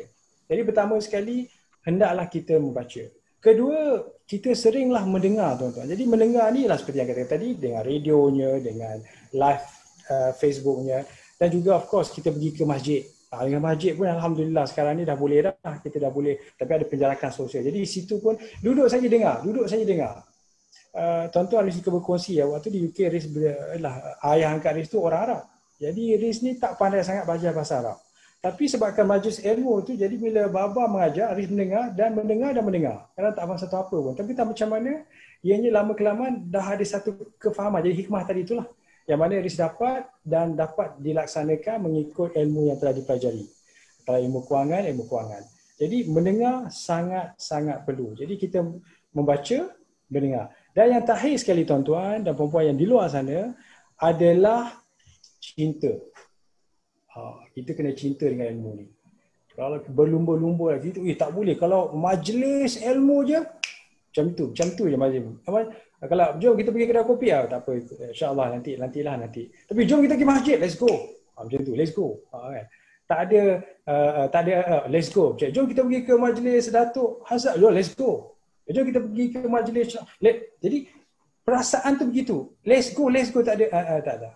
Jadi kita nak ada cinta perasaan. Kalau orang katalah tak cinta maka tak bersama. Jadi kalau kita bercinta dengan Allah, kita bercinta dengan Al-Quran, kita bercinta dengan ilmu, kita sentiasa bersama je. Jadi bersama. Jadi kalau kita lihat Prophet Muhammad sini adalah macam kita panggil, orang kata kitab bergerak lah. Al-Quran tu kalau tahu akhlak Rasulullah, tengok. Jadi ilmu di situ. Jadi itulah 3 perkara yang dirasa, yang berpendapat kita mesti ada. Suka membaca, suka mendengar dan cinta akan ilmu. InsyaAllah dengan 3 perkara ini kita akan mendapat manfaat dalam kehidupan, insyaAllah. Terima kasih. Alhamdulillah. Tuan-tuan, cantik tuan-tuan. Sungguh cantik apa yang dijelaskan oleh Riz tadi tuan-tuan, persoalan ilmu. Tuan-tuan, cuba kita buka globe ya. Kita tengok globe ya. Dunia, peta dunia yang globe, yang bulat tu ya. Tuan-tuan tengok ya. Negeri yang ada suka membaca, rakyatnya suka membaca, maju dia. Jepun, Korea, Taiwan, China sekarang ni tuan-tuan. Allah. Di Eropah tuan-tuan. Tuan-tuan tengok di Eropah. Perancis, Jerman terutama, Germany tuan-tuan. Allah. Amerika, maju. Negeri yang tak suka membaca tuan-tuan dan puan, malap. Orang Islam yang asalnya kita dah bina tuan-tuan tamadun ilmu, dunia terhutang budi kepada orang Islam sebab Islam, kekuatan Islam ialah tamadun ilmunya. Hebat. Waktu Kristian mengalahkan orang Islam tuan-tuan, habis buku-buku yang diambil daripada library yang hebat-hebat yang terkumpul beribu-ribu tahun, puluh tahun tuan-tuan dan puan, mereka masukkan dalam sungai hingga air sungai dikatakan daripada jernih menjadi hitam dengan dakwat-dakwat yang ditulis oleh orang Islam. Hebat tuan-tuan, hebat. Tapi bila sampai kepada kita, 1000 tahun selepas itu sampai kepada kita ni, apa dia tuan-tuan? Tak pernah membaca. Saya dah buat quiz, saya dah tanya kat tuan-tuan dalam program-program saya, berapa orang dalam masa 10 tahun ni baca satu buku? Daripada tuan-tuan, daripada biasanya dalam 120 orang kat situ, tak ada seorang pun tuan-tuan. Tak ada seorang dalam 10 tahun baca satu buku. Berapa orang dalam hidup dia pernah beli buku? Tuan-tuan, dalam 100 mungkin adalah 5-6 orang pernah beli. Tapi tak baca, pernah beli. Inilah yang berlaku tuan-tuan. Apa lagi tuan-tuan? Berapa orang yang pernah membeli, membaca dan menyebarkan the mother of all books, Al-Quran? Tidak. Berapa orang pergi belajar Al-Quran? Tidak. Berapa orang buta Al-Quran? Allah, tuan-tuan, minta maaf para penonton dan mata sekalian. Saya ada buat kajian tentang itu dan kajian-kajian yang lain pun ada tentang buta Al-Quran ni. Sedih tuan-tuan, sedih. Umur 70 tahun, buka Al-Quran tak boleh baca langsung tuan-tuan. Tak boleh baca. Tak kenal huruf pun. Setengahnya umur 70 tahun tak kenal huruf pun. Mana ain, mana fa, mana qaf, mana dha, mana ta. InsyaAllah tuan-tuan. Jadi apa yang saya nak sebut tuan-tuan, kalau begitulah latar-latarnya, macam mana nak mawar datang warahmah? Mawar datang warahmah tu hanya boleh berlaku kalau paksinya adalah ilmu agama. Kalau paksinya adalah agama, paksinya adalah Quran, paksinya adalah hadis. Contohnya Nabi Muhammad sallallahu alaihi wasallam. Jadi tuan-tuan dan puan, mungkin kita rehat sekejap, lepas tu kita kembali. Bila kita kembali ni, satu orang 2 minit, 2 minit, 2 minit saja tuan-tuan. InsyaAllah. Kita rehat sebentar dalam 1 minit. Silakan. Anjur Husnul Khatimah ialah sebuah projek bagi mengisi saudara keperluan insan-insan di permukaan bumi ini, iaitu untuk mati dalam husnul khatimah sesuai dengan doa kita, Allahumma khtim lana bihusnul khatimah wa la takhtim alaina bisu'il khatimah. InsyaAllah sebuah projek, sebuah kampus, sebuah kompleks yang dinamakan Anjur Husnul Khatimah yang akan didirikan tidak berapa lama lagi, dan insyaAllah akan memberikan khidmat yang terbaik kepada seluruh umat Islam untuk hidup dalam Islam dan mati dalam husnul khatimah. Wassalamualaikum warahmatullahi wabarakatuh. Assalamualaikum warahmatullahi wabarakatuh. Menepati apa yang dibincangkan sekarang ini, mungkin rujukan boleh dibuat kepada 3 buku yang saya hasilkan. Buku yang pertama, saudara, ialah Khidmati Ayah Bunda Hingga Akhir Hayat. Buku yang kedua ialah Husnul Khatimah, Impian Setiap Muslim. Dan buku yang ketiga ialah bukunya Isteriku Ketua Bidadari Syurga. Dapatkan buku ini tuan-tuan dan puan. Bacakan buku ini, insya-Allah. Inilah buku panduan untuk kita menjadi insan yang baik, menjadi muslim yang baik, menjadi mukmin yang baik. Wassalamualaikum warahmatullahi wabarakatuh. Dapatkan madu tualang asli keluaran Kuatmed Seniam Berhad yang dijamin 100% asli dan memang berkualiti. Kepada anda semua, jangan tunggu-tunggu lagi. Order sekarang dengan WhatsApp kepada nombor yang tertera di skrin anda sekarang. Belum lagi Ustaz. Line network tak berapa nak smooth. Okey. Tak apa. Tuan-tuan dan puan yang mati sekalian, alhamdulillah saya pun nampaknya malam ni internet. Dia macam-macam lah pengaruh internet ni. Cuaca pun jadi pengaruh, tuan-tuan dan puan, ribut hujan petir pun menjadi pengaruh dan sebagainya, dan hati kita pun menjadi pengaruh tuan-tuan sebenarnya tuan-tuan. Jadi apapun tuan-tuan apa yang saya nak sebutkan, insya-Allah kita akan membangunkan, khususnya Ustaz Fahmi yang belum mendengar lagi. Kita akan membangunkan kompleks Anjung Husnul Khatimah. It's a kompleks. Besar dia. 12 juta. Harganya 12 juta. Tanahnya sudah dibeli hampir 1 juta harganya. Kami beli tanah itu dan kami wakafkan tanah itu. Di atas tanah itulah diwakafkan untuk dibinakan Anjung Husnul Khatimah. Apa dia Anjung Husnul Khatimah ni? Tuan-tuan, ialah satu tempat, satu institusi untuk kita membina manusia-manusia agar mereka mati bertemu dengan Allah dalam husnul khatimah. Apa ilmu yang nak dibagi? Ilmu yang nak dibagi tuan-tuan ialah, nama ilmunya pendidikan hujung usia mati dalam husnul khatimah. Yang dibuat secara ada silibus, ada kurikulum, ada bangunannya, ada kompleksnya, ada gurunya, ada tahap-tahapnya, ada manajemennya, ada pengurusannya, ada profesionalismnya, semuanya satu, all in one. Inilah yang kita nak bangunkan supaya insan-insan ini mati setidak-tidaknya ada satu persediaan untuk bertemu dengan Allah. Supaya bila dicabut nyawanya tuan-tuan dan puan, mengucaplah dia dengan kalimat La ilaha illallah Muhammadar Rasulullah. Orang yang mengucap kalimat La ilaha illallah Muhammadar Rasulullah dakhala jannah. Tempatnya di syurga Allah Subhanahu Wa Taala. Dan tuan-tuan, tempat ini juga akan mendidik anak-anak 15 tahun. Kita ambil 15 tahun. 15 tahun, 20, 30, 40, syaratnya mak bapak masih hidup. Apa guna anak-anak ni? Anak-anak ni nak berikan perkhidmatan yang terbaik waktu mak bapak sihat, waktu mak bapak sakit, waktu mak bapak berada dalam sakratul maut, dia mengkhidmati mak bapak waktu mak bapak berada dalam sakratul maut. Dan bila mak bapak sudah putus nyawa, terbujur menjadi jenazah, anak inilah yang mengambil tanggungjawab. Tak payah bagi masjid. Orang masjid menjadikan orang coach saja. Bagi tahu je apa nak buat. Anak-anak ni, tangan anak-anak ini buat. Memandikan anak-anak, mengkafankan anak-anak, mengimamkan solat pun seorang daripada anak ini pergi ke depan menjadi imam, tuan-tuan. Afdal anak. Bukan imam masjid itu yang afdal. Anak dia lebih afdal lagi. Kemudian tuan-tuan, mengkebumikan. Anak kita meletakkan kita ke liang lahat. Anak kita menyerindingkan badan kita menghadap kiblat.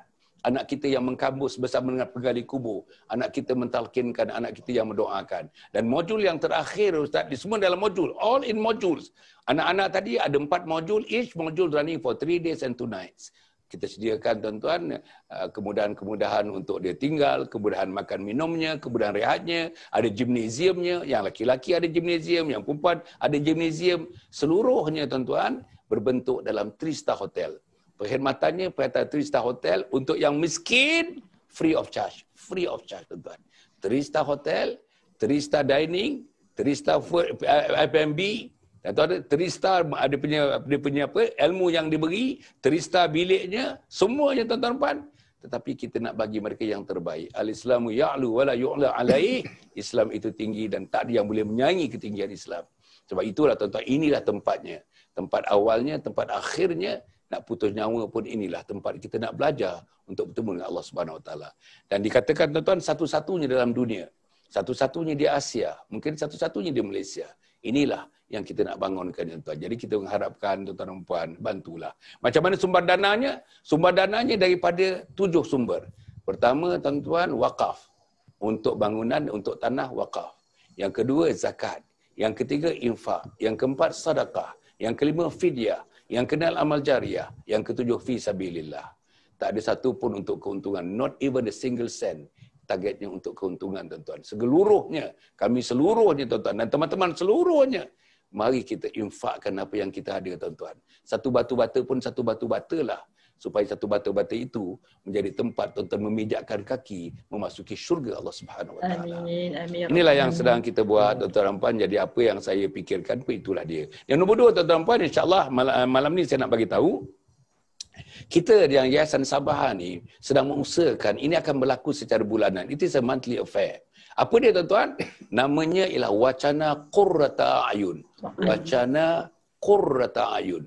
Apa dia wacana? Something like a seminar. Wacana something like a symposium. Wacana something like brainstorming. Wacana itu tuan-tuan perbincangan, bengkel dan sebagainya. Apa Qurrata Ayun? Qurrata Ayun ialah penyejuk mata, penyejuk hati. Tengok anak menyejukkan mata. Tengok anak punya percakapan menyejukkan mata. Tengok pergerakan anak-anak menyejukkan mata. Tengok menantu menyejukkan mata. Tengok isteri lagi menyejukkan mata. Tengok suami tuan-tuan, nak tengok lagi, nak tengok lagi, nak duduk lagi, nak rapat lagi, nak kasih lagi, nak sayang lagi.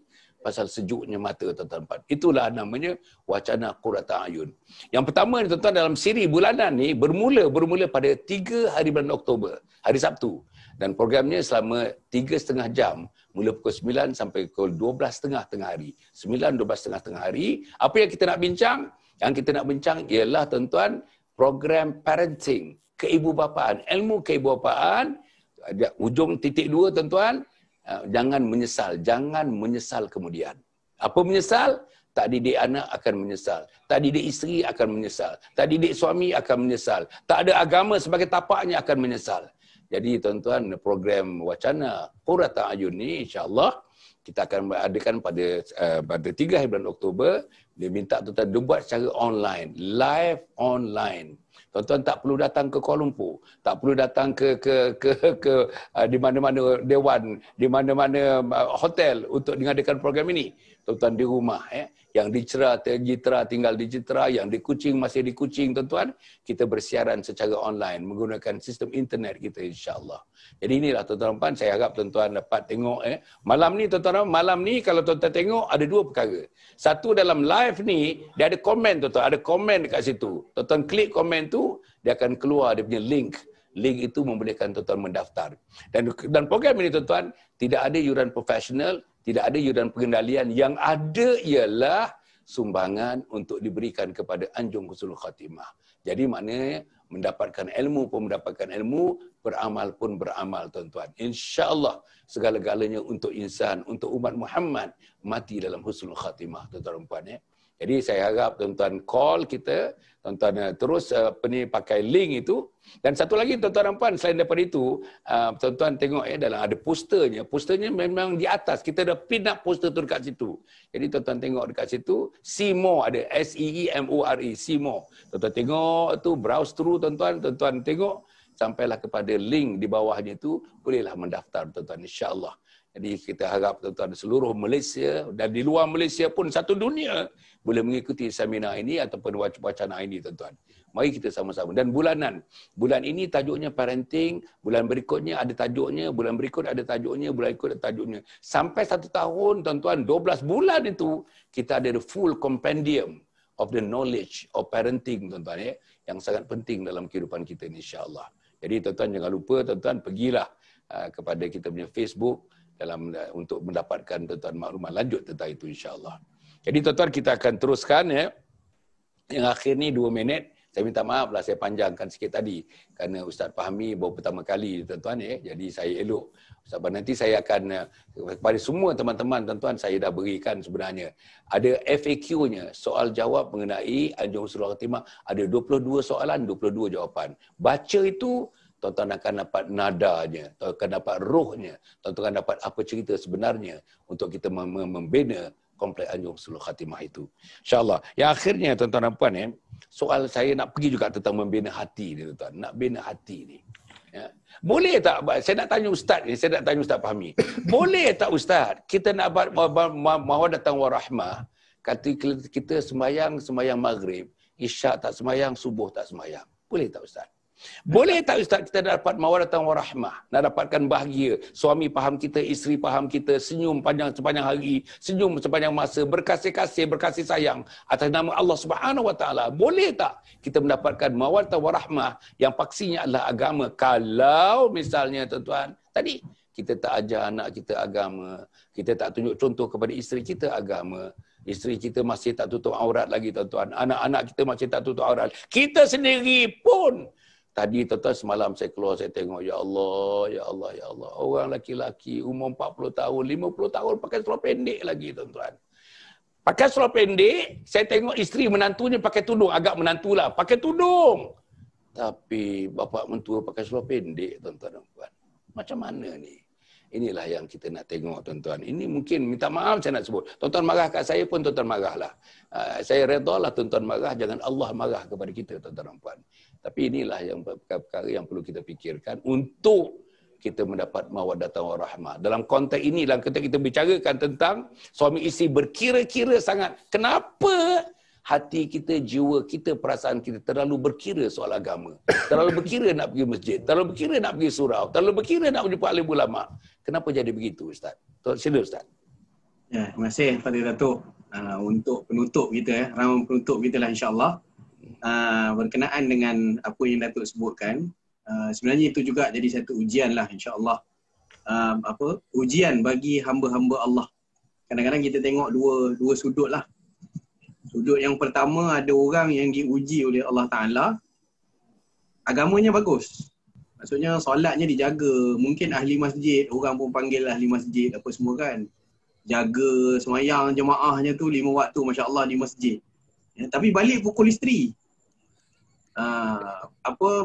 Balik anak-anak tak tentu hala apa semua kan. Dia jaga ibadah dia kepada Allah. Tapi ujiannya dia dapat keluarga yang macam itu. Ya, pergaduhan mungkin, ya, dengan saudara mara tak bertegur mungkin itu. Tapi ya gelaran dipanggil ahli masjid. Sebenarnya itu satu ujian. Satu sudut lagi pula, sebelah side lagi, sebenarnya ujian juga. Tapi banyak orang tak perasan yang itu adalah satu ujian. Sebenarnya dua-dua ni pun orang tak perasan satu ujian lah. Satu side lagi adalah apabila kita tengok keluarganya sangat harmoni. Kan maknanya suami dengan isteri tu Allah romantik sangat lah kita tengok. Jalan mungkin berpegang tangan, dengan anak-anak pun sangat bahagia. Kehidupan pun mungkin selesa, ekonominya mewah, naik kereta mewah apa semua. Tapi macam yang Datuk cakap lah, suami langsung alik bata pun tak reti, Quran tak pernah buka. Isteri langsung haram tudung pun tak pernah pakai. Anak-anak mungkin diberikan dengan kehidupan yang bebas, ya, bawa balik perempuan, keluar ke sana kemari. Tapi hidup kekeluargaan bahagia Datuk. Dia macam flow dia cantik je. Kita tengok suami isterinya tak pernah bergaduh. Bahkan orang kata, oh sweet sangat lah. Sweet couple, anak-anak apa semua bagus-bagus je dengan mak ayah. Tapi agamanya hilang. Sebenarnya dua-duanya diuji oleh Allah Subhanahu Wa Taala. Ada agama tapi hubungan kekeluargaan teruk, masalah juga. Hubungan kekeluargaan baik tapi agamanya hancur, lagi masalah. Ya, jadi kedua-duanya tu ada kepincangan. Kita tak nak kayuh basikal yang ada satu tayar tu. Jadi tayar tu biar ada dua tu elok-elok. Kalau agama dah bagus, hubungan kekeluargaan masih keruh, repair hubungan kekeluargaan. Kalau hubungan keluarga dah baik, tolong belajar agama, bagi cantik supaya basikal kita tu ada dua tayar dan kita boleh kayuh dengan baik. Kalau basikal ada tempat dua tayar tapi tayarnya ada satu, memang kita tak dapat nak kayuh juga. Kedua-duanya pincang. Itu satu. Yang kedua yang saya nak tutup pada malam ni, Datuk, terima kasih kerana bagi peluang jemput saya. Pada malam ini saya tutup dengan satu ayat Quran daripada surah Al-Isra, ayat yang ke-26, di mana kita simpulkan Allah Ta'ala berfirman, wa atidhal qurba haqqahu wal miskin wa ibnas sabil wa la tubadzir tabdzira. Jadi kita simpulkan perbincangan kita pada hari ini berkira sangat, bab berkira sangat. Allah Ta'ala suruh kita dalam Quran, wa atidhal qurba. First sekali memberi, tadi yang kita sebut banyak kali. Memberi. Untuk dapat bahagia kita kena memberi. Cuma kepada siapa kita nak beri? Allah pandu kita. Wa ati, perkara pertama Allah sebut, dzal qurba. Yang dekat. Yang dekat dengan kita siapa? Perhatilah isteri sendiri, perhatilah anak sendiri, anak saudara sendiri, sepupu sendiri. Kan? Jadi saya tertarik dengan pernah saya dengar daripada arwah abang bocil kita yang almarhum yang sudah meninggal dunia, dia sebut tentang keluarga kan. Dia kata ialah almarhum seorang yang sangat baik dengan keluarga, banyak support keluarga ketika tentang hidupnya. Beliau kata apa? Beliau kata kalau semua keluarga ambil tahu tentang kehidupan keluarga, maka tak akan wujud golongan gelandangan. Tapi yang berlaku sekarang, orang sibuk yang jauh-jauh kan. Sebab apa orang sibuk memberi kepada yang jauh-jauh? Kerana mereka nakkan pujian. Tapi kalau bagi pada isteri sendiri, siapa nak puji? Bahkan kadang-kadang bagi pada ahli keluarga sendiri, lagi keluarga balas buruk lagi. Dia kata, kau memang family aku, kau memang patut bagi nafkah pada aku. Jadi, sesuatu tu, maknanya dia takkan dapat pujian-pujian itu. Jadi orang suka bagi jauh. Sedangkan anak saudara sendiri nak belajar, tak boleh nak belajar. Ada yang tak makan, ada yang rumahnya rosak, bocor. Macam-macam. Tapi Allah bagi tahu pada kita. Nak memberi wa'adi dzal qurba. Yang dekat dahulu. Wal miskin. Baru yang kedua cari orang miskin. Wa ibnas sabil. Orang yang terputus bekalan dalam perjalanan, musafir dan sebagainya. Wala tubadzir tabzira. Jangan membazir dengan membazir. Maksudnya berkira tadi boleh jadi membazir. Membazir sebab dia berkira pada tempat yang jadi kewajipan dia yang mungkin dia perlu jaga. Tapi macam tadi beli RM10,000, RM9,000 dia tak rasa itu satu benda, bahkan dia rasa itu yang wajib pula. Walhal anak isteri dia yang patut dia jaga. Jadi wallahu alam, saya rasa cukup untuk kita pegang firman Allah Ta'ala tu untuk kita jadi insan yang banyak memberi, kerana apabila kita memberi, ya Allah akan pulangkan balik yang lebih lagi daripada itu. Wallah. Alhamdulillah. Saya tamulah lagi dan nak pergi pada Cikgu Suzy. Cikgu, ya, apa yang kita nak minta kepada suami, kepada isteri, terutamanya kita bincang ni terlalu berkira-kira antara suami isteri. Sebelum kita melelapkan mata malam ni, dah baring, dah baca 3 qul, dah baca ayat kursi, dah baca selawat, dah gosok-gosok tangan kita, gosok-gosok badan kita. Sebelum kita dilelapkan, dah baca doa tidur. Apa agak perjanjian kita dengan Allah? Dalam konteks, kalau misalnya kita berkira-kira itu termasuk dalam sifat mazmumah, macam mana caranya kita nak janji kepada Allah malam ni? Kita nak benamkan sifat mazmumah malam ni? Ataupun nak gantung sifat mazmumah malam ni? Ataupun kita nak hidup terus dengan sifat mazmumah itu? Macam mana Cikgu Suzy? Ya Datuk, terima kasih. Bismillahirrahmanirrahim. Okay, kita kongsi kepada wahai suami-suami di luar sana. Mari dengar tips ini. Sebelum tu, saya nak tujukan lagu ni pada wahai suami-suami di luar sana. Ahli panel. Bila nur melimpah di hati, manusia itu bangun dari alam kegelapan, ibarat mata yang berseri. Sebab apa? Kita semua manusia, anak Adam melakukan kesilapan. Dan kita melakukan kesalahan, tak lari daripada buat kesilapan, dan kita semua mungkin ada sejarah kegelapan. Dekat sini, wahai suami-suami di sana, ada 5 tips saya nak kongsikan. Yang pertama, memberi tanpa meminta. Yang kedua, menyantuni. Bila kita memberi, sebenarnya kita menyantuni keluarga, ahli keluarga kita. Yang ketiga, bila kita memberi, kita menyantuni. Yang ketiga, sebenarnya kita merapatkan kasih sayang antara kita ahli keluarga. Bila rapat kasih sayang yang keempat, sebenarnya ia membuatkan hati kita bahagia, kerana bahagia itu kita yang kena cipta. Bila bahagia, kita yang cipta. Yang kelima, wahai suami-suami di luar sana, kita mengikhlaskan diri, kita paksa diri kita dari lubuk hati dan kita bersifat qanaah dan wasatiyah. Wallahu a'lam. Allah, cantik. Cikgu Suzy ni, ya Allah. Kalah tuan-tuan. Saloma pun saya ingat. Allah. Saya ingat menang sikit aja Saloma tu. Allah. Nomadiah tuan-tuan. Punya hebat. Aduh. Manalah suami tak tertawan tuan-tuan dan puan. Lena suami tuan-tuan. Dengan alunan macam itu tuan-tuan. Daripada suara siapa tuan-tuan? Suara isteri tercinta, kasih sayang. Aduh. Mawaddah warahmah tuan-tuan dan puan.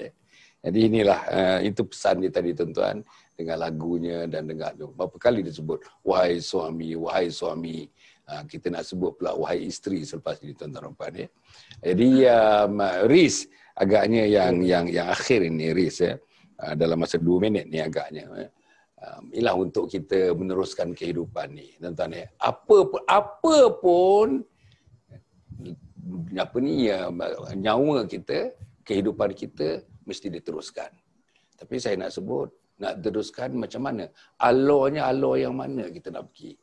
Alur sebelah kiri pun ada, alur sebelah kanan pun ada. Nak bawa keluarga ni, tuan-tuan, kita sekarang nak cerita keluarga ni. Keluarga ni, suami isteri, saya ada 8 anak, 14 cucu tuan-tuan. Nak bawa ni tuan-tuan. Ke mana saya nak bawa? Saya nak bawa menjadi ashabul yamin, atau saya nak bawa menjadi ashabul shimal. Sama ada manusia kanan atau manusia kiri saya nak bawa. Saya ketua keluarga tuan-tuan. Sayalah ketua keluarga. Sayalah Tok Wan tuan-tuan. Saya. Dan sayalah bapa. Sayalah suami. Jadi atas tanggungjawab saya itu tuan-tuan. Allah pasti tanyakan saya tuan-tuan. Pasti Allah tanyakan. Apa soalan nak dijawab di hadapan Allah kalau orang macam ini tuan-tuan? Macam mana Riz dalam masa 2 minit? Apa nak dijawab di hadapan Allah? Bismillahirrahmanirrahim. Terima kasih Datuk. Alhamdulillah. Datuk ya, bila Datuk bersoalkan soalan tersebut, tergambar 2 perkara Datuk. Dalam bahasa Inggeris dikatakan Nobel Character dan Good Conduct. Budi pekerti yang baik dan maaf masih lagi mencari bahasa Malaysianya tu. Jadi jika kita ada Nobel Character and Good Conduct, inilah yang kita nak persembahkan kepada Allah. Jadi sebagai seorang suami, kita hendaklah mungkin agaknya kalau boleh dapat terperincikan Nobel Character dan Good Conduct. Mungkin budi pekerti yang baik dan juga akhlak yang mulia ataupun penjagaan akhlak yang mulia. Jadi pertama sekali, ibu dan bapa, terutama bapa tu hendaklah menyandarkan benchmark dalam kekeluargaan dalam Nobel Character Good Conduct. Jadi kalau apa-apa yang berlaku, kita berikan sesuatu, kita tak berkira-kira. Kalau kita membantu, kita tak berkira-kira. Kalau kita menghadapi kesukaran dan perlukan bantuan, kita juga tidak berkira-kira. Jadi perkara ini sangat penting untuk kita melihat sebagai kita punya foundation di dalam kekeluargaan kita, Noble Character dan Good Conduct. Dan sudah pasti Datuk dan juga para pendengar di luar sana, tidak ada lain, tidak ada bukan, Prophet Muhammad SAW sebagai kita punya bahan rujukan, sebagai role model kita, sebagai panduan kita, dan Allah Subhanahu Wa Taala tempat kita bergantung harap. Jadi dengan adanya dengan 3 perkara ini, dengan seperti yang kata tadi, Noble Character Good Conduct, dengan adanya Rasulullah sebagai kita punya pengajaran ataupun role model yang boleh kita ikuti, dan yang terakhir sekali bergantung harap dan memohon pertolongan dan memohonkan petunjuk Allah Subhanahu Wa Taala. Datuk Riz suka berdoa sedikit lah ya, yang tadi itu untuk kita sama aminkan, terutama isteri-isteri dan suami-suami di luar sana. Bismillahirrahmanirrahim. Allahumma shalli ala sayyidina Muhammad wa ali Muhammad. Ya Allah, limpahkanlah kepada kami cinta dan cukupkanlah bagi kami dengan redha-Mu. Jadikanlah kami sebagai suami isteri yang saling mencintai di kala dekat dan saling menjaga kehormatan diri di kala jauh. Saling menghibur di kala duka dan saling mengingati di kala bahagia. Saling mendoakan dalam kebahagiaan dan saling menyempurnakan dalam beribadah kepadamu ya Allah. Ya Allah ya Rahman Rahim. Alhamdulillah Rabbil Alamin. Terima kasih Datuk. Allah. Hebat tuan-tuan, hebat memang tuan-tuan. 20 tahun duduk United Kingdom tuan-tuan. Tengok ni. Inilah pencernaan. Dia duduk dengan orang Arab tuan-tuan. Orang Arab tu ada PhD. Tuan-tuan tapi dia punya dakwah, dia tulis buku dan dakwahnya. Tuan-tuan dia duduk di bawah lembayun orang Arab yang begitu, manusia yang hebat, yang dia punya akhlaknya hebat, akidahnya hebat, dia punya amal ibadatnya hebat, akhlaknya hebat. Maka terlahirlah. Kalau dia bercampur dengan orang, tuan-tuan bayangkan di London, tuan-tuan. Bayangkan di tempat dia, di Cardiff, tempat dia di Cardiff, tuan-tuan, yang dekat dengan Swansea itu. Allah, kalau nak ikutkan nafsu, tuan-tuan nampak. Di mana tempat nafsu? Sanalah tempatnya, tuan-tuan. Tuan-tuan boleh buat nafsu-nafsi dalam kehidupan ini.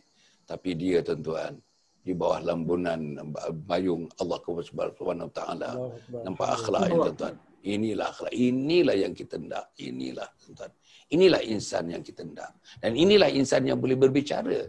Tuan-tuan, inilah insan yang boleh menasihatkan kita. Walaupun mungkin dia lebih muda daripada kita. Tapi tuan-tuan nampak, alhamdulillah, caranya, gayanya, akhlaknya, good conduct tadi, noble behavior and good conduct, tuan-tuan. Inilah manusia-manusia yang kita kendaki. Tuan-tuan dan puan, pendeknya the long and the short of the story is apa dia, tuan-tuan? Yang makruf, hal-hal yang makruf jangan kira-kira sangat. Tapi hal yang mungkar mesti dikirakan, tuan-tuan, sampai kepada, tuan-tuan dan puan, sampai kepada sebesar zarah, tuan-tuan. Wa may ya'mal mithqala dzarratin khairan yarah wa may ya'mal mithqala dzarratin syarran yarah. Jadi tuan-tuan dan puan, insya-Allah, jangan lupa tuan-tuan dan puan saya nak minta tuan-tuan untuk mendaftar kepada program 3 hari bulan Oktober. 3 bulan Oktober, apa programnya? Wacana Qurrata Ayun. Wacana Qurrata Ayun. Apa tajuk yang kita nak bincang pada pagi itu, pada hari itu, pukul 9 sampai 12.30? Tajuknya ialah program keibubapaan, pendidikan keibubapaan. Jangan menyesal kemudian. Jangan menyesal kemudian. Jadi tuan-tuan dan puan, insya-Allah tuan-tuan boleh tengok kita punya link, tuan-tuan dan puan, boleh tengok dalam kita punya FB, boleh tengok dalam poster kita, dan tuan-tuan boleh tengok telefon ni apa ni, nombor telefon yang boleh dihubungi untuk tuan-tuan menyertai program itu, insya-Allah. Dan jangan lupa tuan-tuan dan puan tuan-tuan sumbanglah kepada program pada projek Anjung Husnul Khatimah, insya-Allah. Yang sangat berguna untuk kita, sangat berguna untuk generasi yang akan datang, sangat berguna sampai masanya bila kita bertemu dengan Allah Subhanahu Wa Taala. Tuan-tuan, terima kasih kepada Al-Fadhil Ustaz Fahmi, terima kasih kepada Cikgu Suzy, dan seronok saya, tuan-tuan, Cikgu Suzy macam-macam. Cikgu Suzy kata muncul ni ada yang baru. Allah Akbar. Itu yang cantiknya. Dan terima kasih Ritz anak muda yang alhamdulillah, tuan-tuan, tapi jiwa agamanya begitu kental, tuan-tuan. 2 hari yang lepas dia bersama dengan saya pergi Putrajaya mengendalikan satu program di Surah Ar-Rayyan namanya. Masya-Allah. Bagus dia, insya-Allah. Inilah, tuan-tuan, anak-anak muda yang kita kendaki. Inilah yang akan menjadi pembimbing kita untuk bertemu dengan Allah Subhanahu Wa Taala. Cukup setakat itu, tuan-tuan. Aqulu qouli hadza wa astaghfirullahal azim li wa lakum wa lisairil muslimina wal muslimat innahu huwal ghafurur rahim. Wassalamualaikum warahmatullahi wabarakatuh.